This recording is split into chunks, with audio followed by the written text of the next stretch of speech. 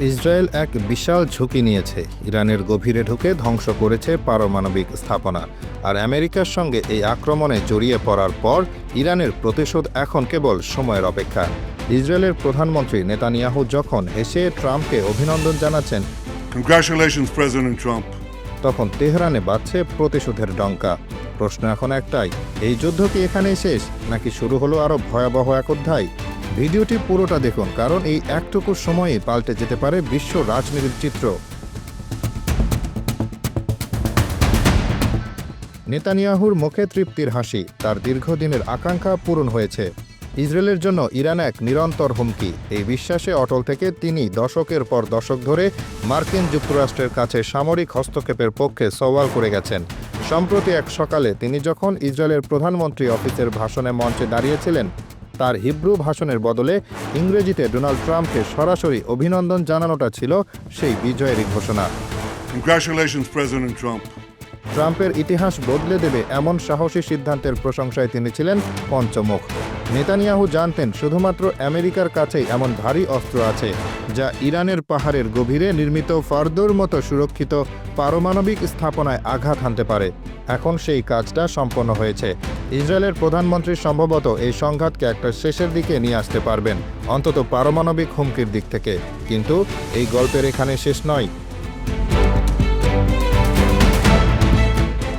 মধ্যপ্রাচ্যের রাজনীতিতে কোনো কিছুই এতটা সরল নয়। আমেরিকার B-2 বোমারু বিমান নিঃসন্দেহে যুদ্ধের গতিপথ বদলে দিয়েছে। কিন্তু এটি কি এই সংঘাতের সমাপ্তি, নাকি আরও মারাত্মক এক প্রাণঘাতী পর্যায়ে শুরু? তা নির্ভর করবে ইরান এবং তার মিত্ররা কিভাবে জবাব দেয় তার উপর। তেহরান থেকে স্পষ্ট বার্তা এসেছে, আমেরিকা যদি যুদ্ধে জড়ায় তবে তার অপূরণীয় ক্ষতি হবে। এখন পুরো বিশ্ব শ্বাসরুদ্ধ করে অপেক্ষা করছে ইরানের পাল্টা আঘাত কতটা তীব্র হবে।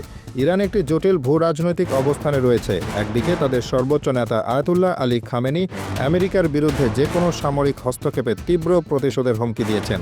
অন্যদিকে আমেরিকা ইঙ্গিত দিয়েছে যে আপাতত তাদের সামরিক পদক্ষেপ শেষ এবং তেহরানের সরকার পতনে তাদের কোনো আগ্রহ নেই।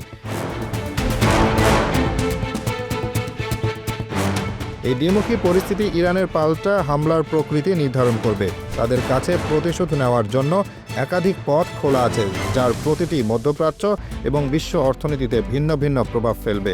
ইরান সরাসরি আমেরিকার সামরিক লক্ষ্যবস্তুতে হামলা চালাতে পারে। এর মধ্যে উপসাগরে অবস্থিত মার্কিন যুদ্ধজাহাজ, বিমানবাহী রণতরী বা সামরিক ঘাঁটিগুলো সম্ভাব্য লক্ষ্য হতে পারে। তবে এই ধরনের সরাসরি হামলা একটি পূর্ণাঙ্গ যুদ্ধের দিকে ঠেলে দিতে পারে, যা ইরান সম্ভবত এই মুহূর্তে চায় না। আমেরিকার প্রেসিডেন্টের পক্ষ থেকে যে কোনো পাল্টা হামলার মোকাবেলায় তীব্র শক্তি প্রয়োগের হুমকি রয়েছে।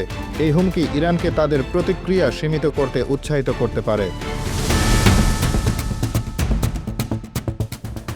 আমরা 2020 সালের একটি ঘটনা থেকে এর একটি দৃষ্টান্ত পাই। যখন ট্রাম্প ইরানের বিপ্লবী গার্ড নেতা কাসেম সোলাইমানিকে হত্যার নির্দেশ দিয়েছিলেন, তখন ইরান ইরাকে অবস্থিত মার্কিন সামরিক ঘাঁটিতে ক্ষেপণাস্ত্র হামলা চালিয়েছিল। সে হামলায় আমেরিকান সেনাদের কোনো প্রাণহানি হয়নি, যদিও কিছু সেনা মস্তিষ্কের আঘাত পেয়েছিলেন। এটি ছিল ইরানের পক্ষ থেকে একটি সতর্কতামূলক প্রতিশোধ, যা সরাসরি সংঘাতকে এড়িয়ে গিয়েছিল, কিন্তু একই সাথে তাদের সক্ষমতা এবং ক্ষোভের বার্তা দিয়েছিল। এবারও ইরান একই পথ বেছে নিতে পারে, এমনভাবে হামলা করা যাতে বেশি হতাহতের ঘটনা না ঘটে, কিন্তু একই সাথে আমেরিকার উপর চাপ সৃষ্টি হয় এবং তাদের লাল রেখা অতিক্রমের ফল ভোগ করতে হয়।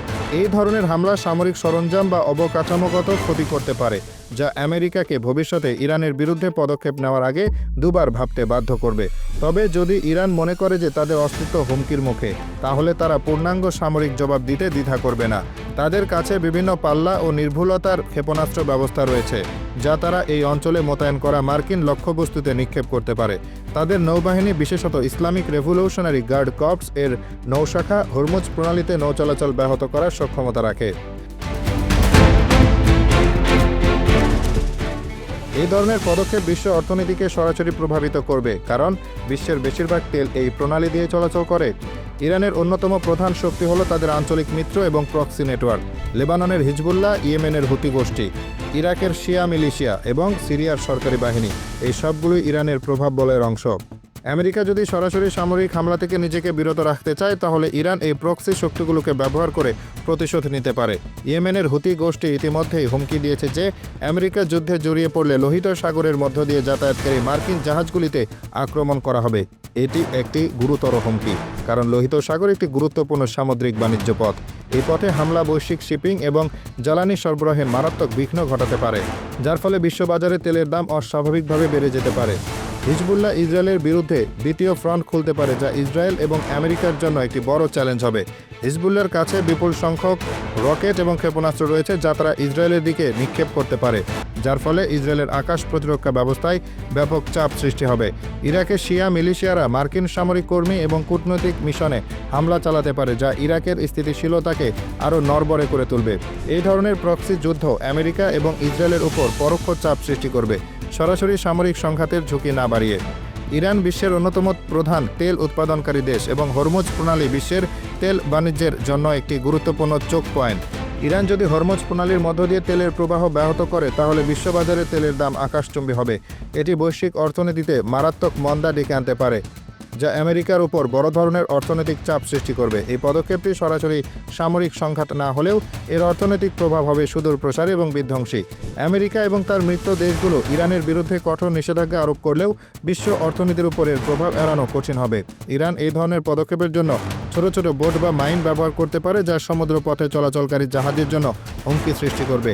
এর ফলে শিপিং কোম্পানিগুলো হরমুজ প্রণালী ব্যবহার করতে অনীহা প্রকাশ করতে পারে, যা শেষ পর্যন্ত তেলের সরবরাহ কমিয়ে দেবে এবং দাম বাড়িয়ে দেবে। এই ধরনের পদক্ষেপ ইরানকে একটি শক্তিশালী দর কষাকষির অবস্থান দেবে, কারণ আমেরিকা এই অর্থনৈতিক বিপর্যয় এড়াতে চাইবে।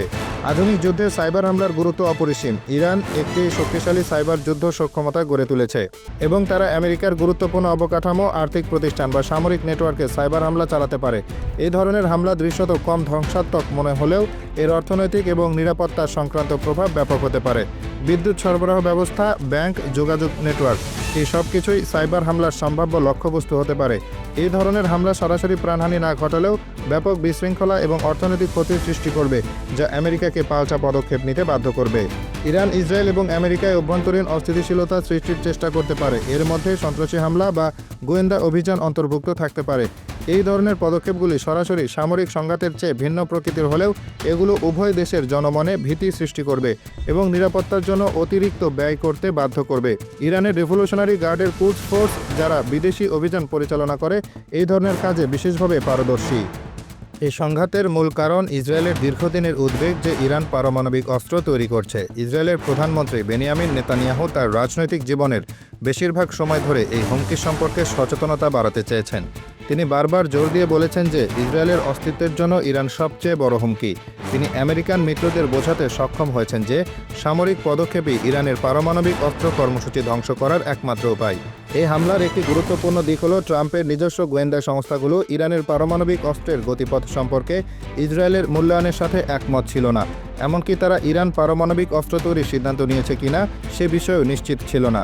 তা সত্ত্বেও ট্রাম্প নেতানিয়াহুর দাবিকে গুরুত্ব দিয়েছেন এবং সামরিক পদক্ষেপ নিয়েছেন। এটি একটি প্রমাণ যে মধ্যপ্রাচ্যের ভূ রাজনীতিতে ইসরায়েলের লবিং এবং প্রভাব কতটা গভীর।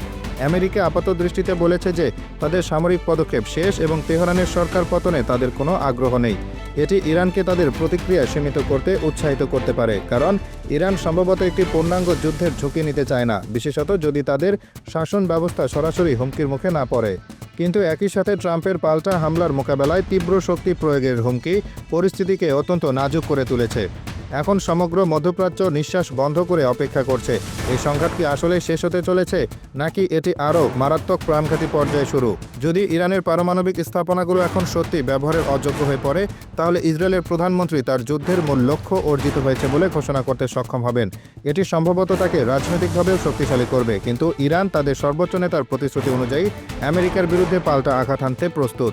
যুদ্ধ এড়ানোর জন্য কূটনৈতিক প্রচেষ্টা জরুরি, কিন্তু বর্তমান পরিস্থিতিতে যেখানে এক পক্ষ সামরিক পদক্ষেপ নিয়েছে এবং অন্য পক্ষ প্রতিশোধের হুমকি দিয়েছে, সেখানে কূটনৈতিক সমাধানের পথ খুব সংকীর্ণ। উভয় পক্ষকে সংযম দেখাতে হবে এবং সংঘাত বাড়ানো থেকে বিরত থাকতে হবে। যদি ইরান সংযত হয়ে সীমিত প্রতিশোধমূলক হামলা চালায়, তাহলে হয়তো এই সংঘাত একটি নতুন ভারসাম্যে পৌঁছাতে পারে। কিন্তু যদি ইরান একটি বৃহৎ আকারের প্রতিশোধমূলক হামলা চালায়, তাহলে আমেরিকা সম্ভবত তাদের হুমকির পুনরাবৃত্তি করবে এবং আরও তীব্র শক্তি প্রয়োগ করবে। সেক্ষেত্রে মধ্যপ্রাচ্যে একটি আঞ্চলিক যুদ্ধের সূত্রপাত হতে পারে। যার প্রভাব কেবল এই অঞ্চলে সীমাবদ্ধ থাকবে না, বরং বিশ্বজুড়ে ছড়িয়ে পড়বে। এই যুদ্ধ একটি নতুন ভূরাজনৈতিক বাস্তবতা তৈরি করবে। মধ্যপ্রাচ্যে ক্ষমতার ভারসাম্য পরিবর্তিত হবে এবং আঞ্চলিক শক্তিগুলো নতুন করে নিজেদের অবস্থান নির্ধারণ করবে। আন্তর্জাতিক সম্প্রদায়ের জন্য এখন সবচেয়ে বড় চ্যালেঞ্জ হলো এই উত্তেজনা হ্রাস করা এবং একটি পূর্ণাঙ্গ যুদ্ধ এড়ানো। তবে ইরানের প্রতিশোধের প্রকৃতি বলে দেবে এই অঞ্চলের ভবিষ্যৎ। এটা কি মধ্যপ্রাচ্যে নতুন করে স্থিতিশীলতা আনবে, নাকি আরও অস্থিরতা ও সংঘাতের জন্ম দেবে, তা এখন শুধু সময়ের অপেক্ষা।